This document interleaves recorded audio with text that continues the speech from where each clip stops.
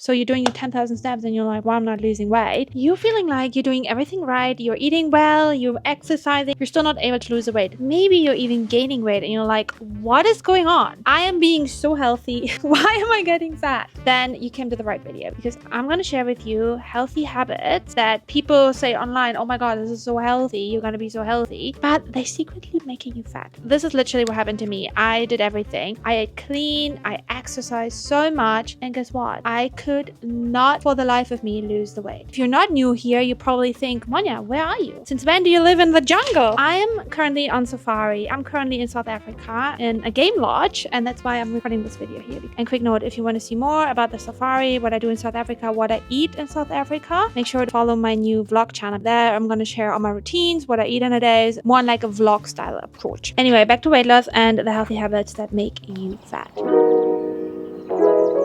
Number one, and this was totally me, especially last year. Guys, I was actually training for a half marathon last year and I put on weight doing that. So you might think now, oh Monia, with the marathon, you must run so much, you must have exercised so much, because guys, we hear cardio is going to make you lose weight. There are lots of people out there saying they lost a lot of weight with cardio. And yes, cardio is great in burning calories, and running burns a lot of calories. So, when you go running, especially 10Ks, you're going to burn a lot of calories. But here's the problem with a lot of cardio, whether that is running, whether that is a Stairmaster, it doesn't really matter. Anything that really gets your heart rate up. First of all, if you don't balance that with strength training or Pilates, you're going to get skinny fat. So you might lose a lot of fat, but you're not building any muscle. You're going to be skinnier, but you're not going to be toned. So you always need to make sure you incorporate strength training and you incorporate things like Pilates that actually tone your body, especially your core area. But here's the thing with running and why I gained weight, and why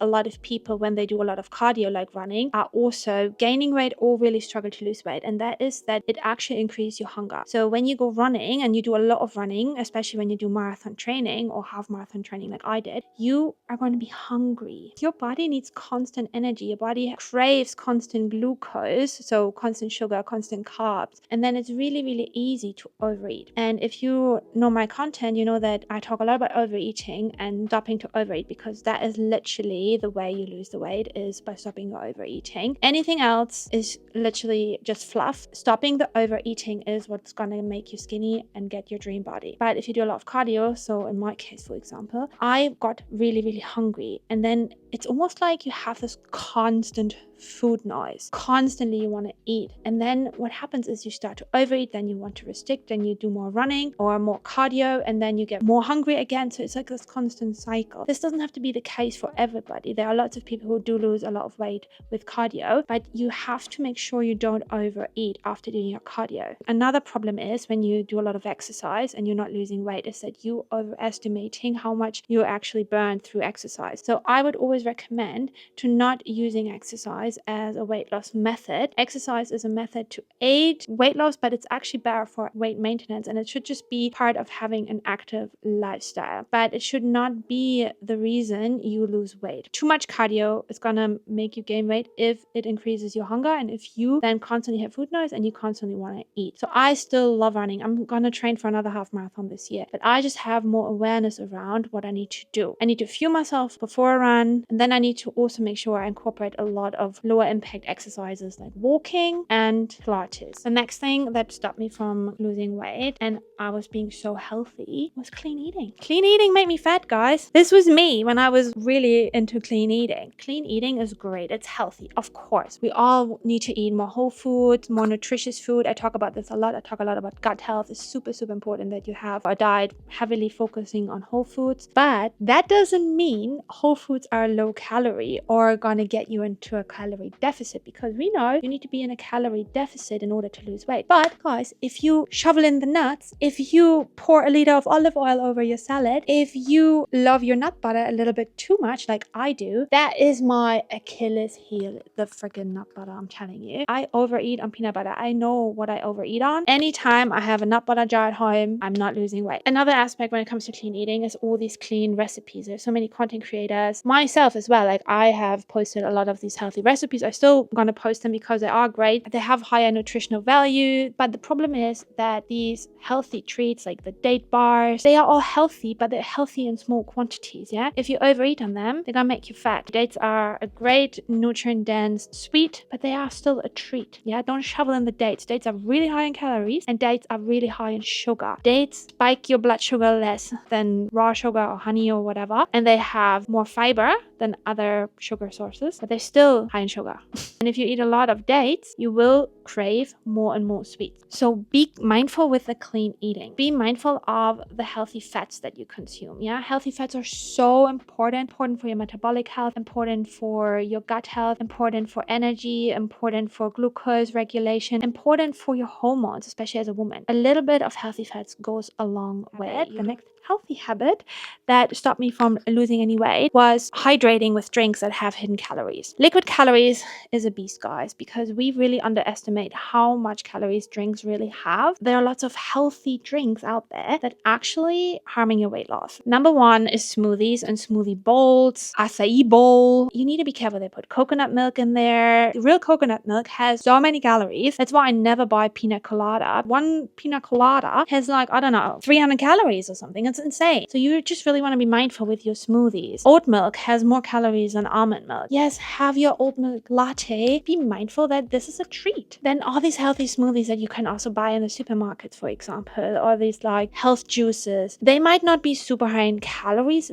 but they're really, really high in sugar. They're pure concentrated sugar. That's why I never drink orange juice. I never drink any of these fruit smoothie things from the supermarket. But honestly, just eat the whole fruit because then you will also get the fiber. The problem is with these like orange juices and like these health juices, they will just spike your blood sugar. And what happens when you have this massive blood sugar spike is you crave more food. You want to eat snacks. You have this constant food noise. So we want to work on keeping our blood sugar stable. You will notice the more you keep it stable, the less food noise you will actually have. Guys, I love a smoothie bowl, but a smoothie bowl can have up to 800 calories. There's granola on there, if there's nuts on there, if they put nut butter on there, if they use it with full-fat coconut milk. So you just want to be a little bit mindful of it. The next thing that made me gain weight and is like so healthy is volume eating. Overdoing high volume, low calorie foods. Eating huge salad bowls, eating huge plates with vegetables. The thing is, you can actually lose weight through that. And I did lose weight through that. But the problem is that you will not shrink your stomach and you will not get used to smaller portion sizes. So your stomach is not going to shrink. You're going to lose weight, but you still have this big stomach and you're still used to eating so much. You will constantly be hungry and you constantly have this urge to eat until you're like really, really full. The problem with that is it will not actually help you with your overeating habit. So what you want to learn is you want to learn to eat to enough and not overeat. But volume eating is the opposite of that. Volume eating is really there to make you eat a lot of food with low calories. The fullness of these volume meals, that doesn't actually last really long. So you can eat a low calorie, big, huge salad bowl, but then you're going to be hungry really quickly again. Also, you're going to be always bloated. I was so freaking bloated when I did volume eating because I ate so much fiber.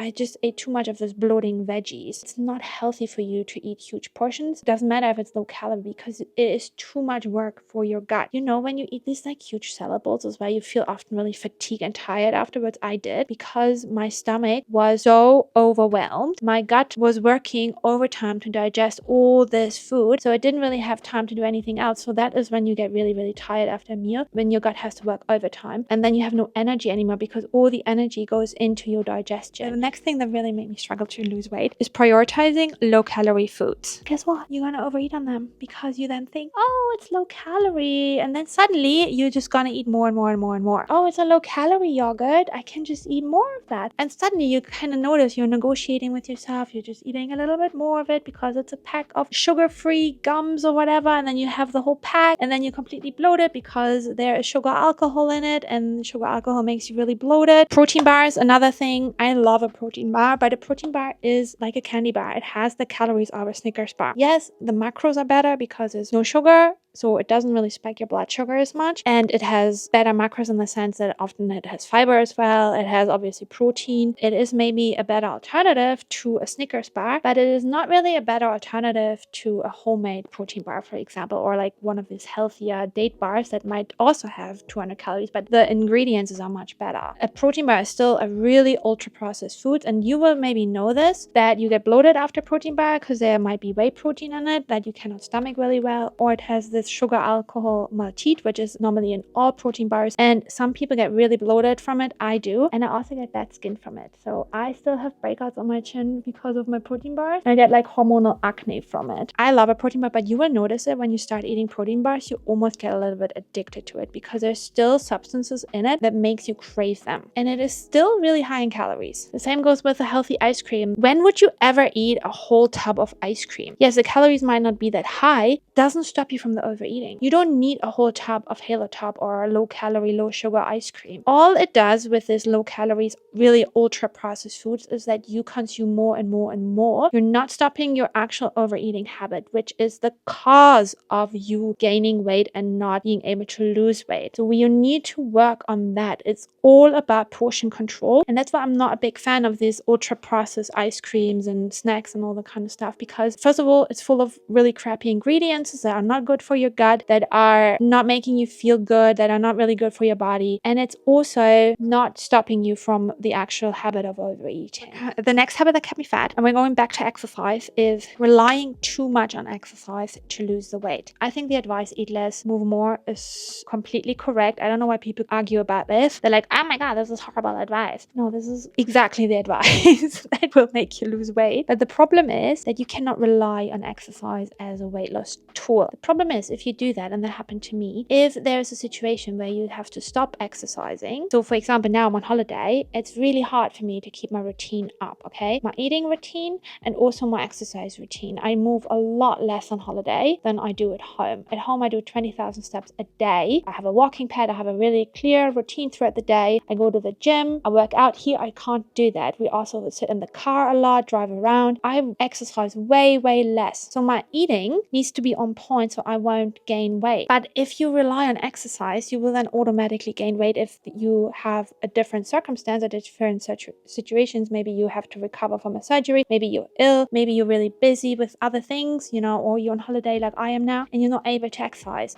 So if you then stop to exercise, guess what? You're going to gain weight because you rely so heavily on exercise. And this is exactly what happened to me. I relied so heavily on exercise as a weight loss tool that as soon as I was not able to exercise, I was gaining weight. And the problem with that as well is that you will always chase your tail, and you will also not really have a healthy relationship with exercise, because exercise is almost like a punishment for you for eating. It's a calorie regulation tool. So you overeat and then you exercise. This can actually be a form of bulimia, which is called exercise bulimia, where you're not throwing up, after you eat, but where you then over exercise to burn the calories. Be mindful of, hey, am I actually using exercise as a method for weight maintenance, weight loss, because I'm still overeating or I'm still binging? That is a cycle you need to break, because it's not healthy and it's not sustainable, and it's making you probably not happy. The most important thing is your eating, is your nutrition, is your portion control. Also, many people really overestimate how many calories they burn. So you're doing your 10,000 steps and you're like, well, I'm not losing weight. It's because you're overeating. You're still consuming too many calories. The exercise is not actually putting you into a calorie deficit enough to lose the weight. If you are exercising a lot and you're not losing weight, you are still in a surplus, or you're on maintenance phase. You're not in a calorie deficit. So yes, you have to either increase the exercise, but if you're already exercising a lot, that is not the method that is sustainable for you. So you need to look at your portion sizes. So it kind of depends on where you're at. If you're someone who moves very little, then yes, it's probably good to increase the activity a little bit. But if you're already moving a lot, that will not be sustainable, and you need to look at your portion size. The next habit that I had was like having a healthy week. And then guess what I did on the weekend? I binged, or I had my cheat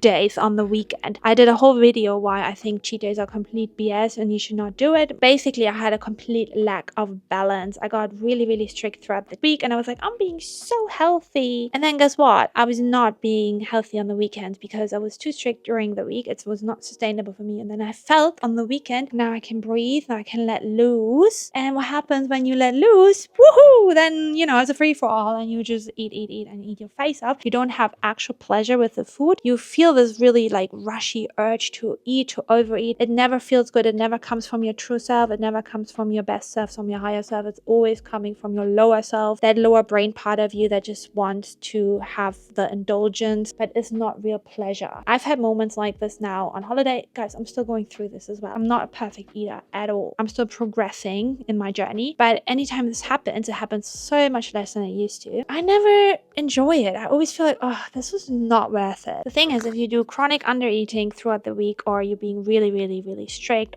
during the week, and you really have a lack of balance throughout the week, this will get you into a binge restrict cycle. At least that was the case for me. So I restricted throughout the week, and then I binged on the weekend. So it's not a good idea to be super healthy throughout the week, because it's not sustainable. Don't go into this idea, I need to now be super clean. You won't be able to do that. It's also not a lifestyle that is fun. That is not a lifestyle that I promote. I'm all about 80-20. On holiday, it's probably more 60-40 here, and that's okay for me, because this is not my daily life. This is not my daily routine. Balance looks different for everybody, and that balance, I think, also looks different throughout your normal day-to-day routine or a normal week. And then when you're on holiday or you're away for work or something, you need to adapt your balance, and that's okay. You cannot have the same habits when you're on holiday, because things are really unpredictable. And the problem is, you're probably going to undo your whole deficit if you eat like this, if you're being really, really good throughout the week and then you binge on the weekend, because the calories that you consume on the weekends are going to be so much more than you had actually saved throughout the week. So it's a much better approach to either have little balance moments throughout the day, or what I like to do, I do like to eat fairly clean throughout the week, but I'm not binging on the weekend. I pick a few things that I really like to do on the weekend. So for example, I like to go for brunch on the weekend. I like to go for a treat with my boyfriend, coffee and a treat. So it's not good to have this like harsh rules. I like to have guidelines for myself, but not harsh rules. I go out for a meal during the week, which can happen. I'm okay to have a dessert. During the summer, I probably have some ice cream in the evening. That's okay. You need to figure out what works for you. This is a lifestyle. You want to do this for the rest of your life. The most important thing is the overeating. You can have treats throughout the day. You just want to eat small quantities, and you really want to make sure you nourish yourself first. So if you really focus on fiber and protein first in your meals, the problem is if you then feel like you screwed up, or you get into this idea of like, now it doesn't matter, and then you start to binge, because it's never about the food really. It's always about an emotion, because if you're an overeater, you're most likely an emotional eater, and there's always an emotion at play here. If you want to learn more about glow ups, if you want to also have some recipes for inspo, make sure to follow my TikTok and my Instagram. So, and if you like my vibe, subscribe to the channel and follow my vlog channel that I'm going to launch super soon. And if you like this content, you will love the next video.